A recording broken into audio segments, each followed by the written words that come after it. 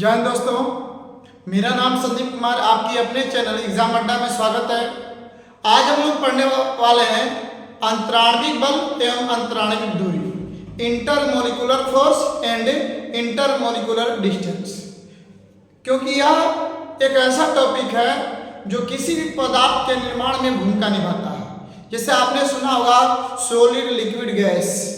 पदार्थ के मुख्यतः तीन अवस्था होते हैं, सॉलिड, लिक्विड, गैस, जबकि चौथी अवस्था प्लाज्मा और पांचवी अवस्था बोस-आइंस्टीन है। लेकिन हम ये जानना चाहेंगे आज कि कोई पदार्थ कभी ठोस तो कभी द्रव तो कभी गैस क्यों बनता है। तो ये बिल्कुल निर्भर करता है अंतराण्विक बल और अंतराण्विक दूरी पर।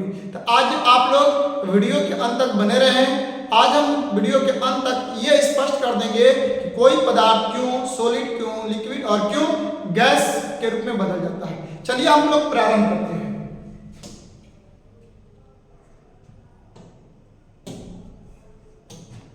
बाबू, यानी आज हम लोग का ये टॉपिक है अंतराण्विक बल, इंटरमोलिकुलर फोर्स।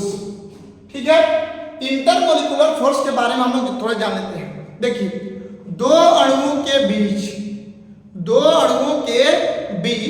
लगने वाला आकर्षण बल, दो अणुओं के बीच लगने वाला आकर्षण बल अंतराण्विक बल कहलाता है।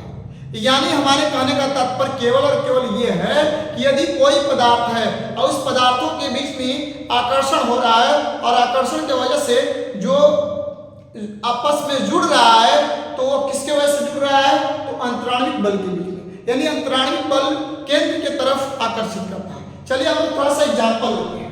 एग्जाम्पल में हम लोग दो पेन की बात करते हैं। हम पेन की बात करते हैं। दो पेन हमने लिए।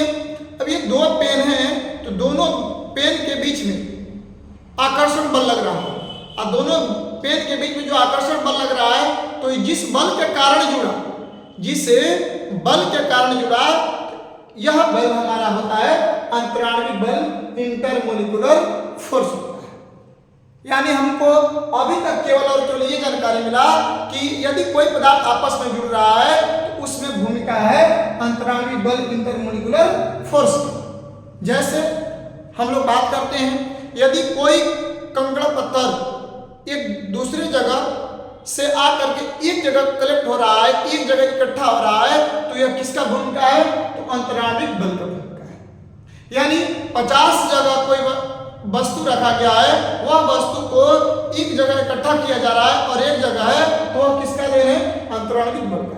यानी अंतराण्विक बल एक केंद्रीय बल होता है जो दूसरे को जोड़ने का काम करता है। अब हम लोग जानेंगे अंतराण्विक दूरी, इंटरमोलिकुलर डिस्टेंस। यदि कोई बोलेगा इंटरमोलिकुलर डिस्टेंस, अंतराण्विक दूरी क्या है, तो देखिए, दो अणुओं के बीच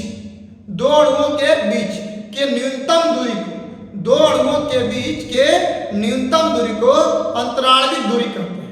यानी मैंने क्या बताया?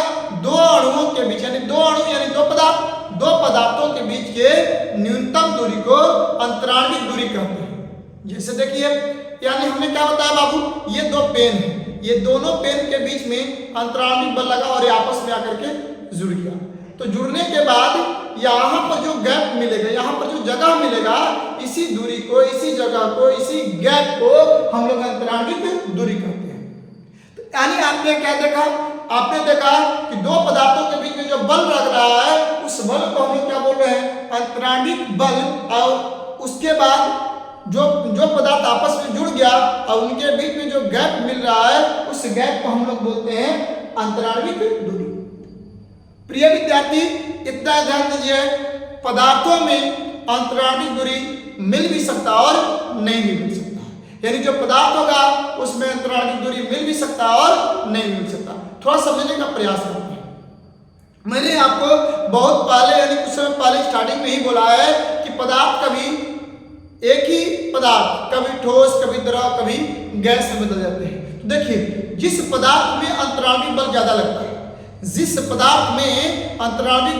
लगता है, उस पदार्थ का अंतराण्विक बल ज्यादा होता है। जिस पदार्थ में अंतराण्विक बल ज्यादा होता है अंतराण्विक बल ज्यादा होता है वह पदार्थ अधिक ठोस में होता है। यानी आपने क्या समझा? आपने समझा कि जिस पदार्थ में अंतराण्विक बल ज्यादा होगा वह पदार्थ उतना ही ज्यादा ठोस होगा। जिस पदार्थ में जितना कम अंतराण्विक बल लगेगा वह पदार्थ उतना ही गैस अवस्था में बदलेगा। यानी आपने क्या देखा कि यदि कोई पदार्थ है और उस पदार्थों के बीच में ज्यादा बल लग रहा है तो वह पदार्थ ऑटोमेटिक ठोस का निर्माण करेगा, और जिसमें अंतराण्विक बल लगेगा लेकिन ठोस से कम लगेगा वह पदार्थ द्रव के रूप में होगा। जबकि किसी पदार्थ में अंतराण्विक बल नहीं के बराबर लगेगा वह पदार्थ गैस होगा। यानी आपको अभी तक में केवल और केवल ये समझ में आया कि यदि कोई पदार्थ है उसमें ज्यादा बल लग रहा है तो वह पदार्थ ठोस होगा, जिसमें ठोस से कम होगा वह द्रव मिलेगा, और जिसमें अंतराण्विक बल नहीं लगेगा वह पदार्थ गैस मिलेगा।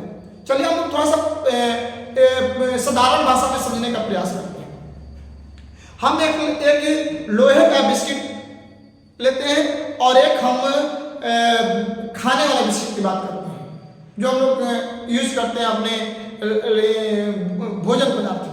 तो देखिए यहाँ पर एक बिस्किट खाने वाली बिस्किट की बात हो रही है और एक यहाँ पर लोहे के बिस्किट की बात हो रही है। दोनों बिस्किट में अंतर होगा। क्या अंतर होगा? तो दोनों के बिस्किट में क्या अंतर होगा? अंतर बाबू यही होगा कि जो लोहे का बिस्किट है उसमें अंतराण्विक बल ज्यादा है। अब एक दूसरे से अणु पूरे जम करके पकड़े हुए हैं, पूरे एक दूसरे को धक के चिपक करके पकड़े हुए हैं। लेकिन बाबू यहाँ पर बात करेंगे हम लोग खाने वाले बिस्कुट में, तो खाने वाला जो बिस्कुट है उसमें अंतराण्विक बल तो लगा है लेकिन कम लगा है। यानी यही कारण है कि लोहे के बिस्कुट को आप तोड़िएगा तो नहीं टूट पाएगा क्योंकि उसमें अंतराण्विक बल ज्यादा है, और जबकि खाने वाला बिस्कुट का यदि आप तोड़िएगा तो टूट जाएगा क्योंकि इसमें अंतराण्विक बल कम है। तो आपने क्या समझा कि जो लोहे का बिस्कुट है बाबू, तो लोहे के बिस्कुट में अंतराण्विक दूरी बहुत कम है, जबकि हम लोग बात करेंगे खाने वाला बिस्कुट, तो खाने वाला बिस्कुट में लोहे के बिस्कुट की अपेक्षा अंतराण्विक दूरी अधिक है। तो आपने क्या समझा? आपको पेपर में पूछा हुआ है कि किसमें अंतराण्विक बल ज्यादा होगा, ठोस, द्रव, गैस, इनमें से कोई नहीं। तो आपका आंसर क्या होगा? किसमें अंतराण्विक बल ज्यादा होगा? तो अंतराण्विक बल ज्यादा की बात करेगा तो ठोस में, अंतराण्विक बल कम की बात करेगा तो गैस में, अंतराण्विक दूरी की बात करेगा तो गैस में अंतराण्विक दूरी ज्यादा होगा जबकि ठोस में अंतराण्विक दूरी कम होगा। तो आज के लिए बस इतना ही।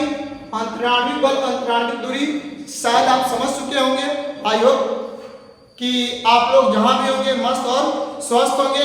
तो यदि आपको वीडियो अच्छा लगा, समझ में आ गया कि अंतराण्विक बल और अंतराण्विक दूरी क्या है, तो चैनल को सब्सक्राइब कर बेल आइकन घंटी को दबाएं, जिससे आपको किसी प्रकार का वीडियो इस चैनल पर अपलोड हो तो आपके पास नोटिफिकेशन में पहुंचे। आज के लिए इतना ही।